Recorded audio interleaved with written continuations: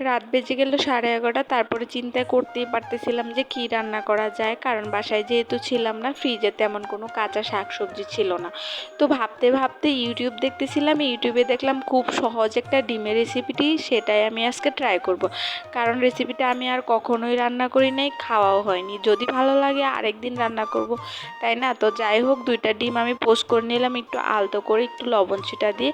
ডিম 2টা দিলাম, কারণ আমরা 2জন মানুষ, 2টা ডিমই আমাদের হয়ে যাবে। তারপরে কড়াইয়ে তেল গরম করে পেঁয়াজ কুচি, তারপরে জিরা, এগুলো সব ফোড়ন দিয়ে, সব রকমের মশলা দিয়ে, রসুন ছাড়া সব রকমের মশলা দিয়ে একটু কষিয়ে নিতে হবে। তারপরে সেই পোস্ট করা ডিমটা দিয়ে দিতে হবে। আর এখানে আমি একটা স্পেশাল মশলা দিয়েছি, সেটা আমি নিজেই বানাই। সব রকম গরম মশলা দিয়ে সুন্দর করে একটু গরম করে ভেজে তারপর গুঁড়ো করে নিই, সেই গুঁড়োটা উপর দিয়ে ছিটিয়ে দিলাম। তারপরে এখন আমার রান্নাটা হয়ে গেছে, এখন খাওয়ার পালা। তো এটাই হচ্ছে আমার তরকারির final look. Okay, thank you.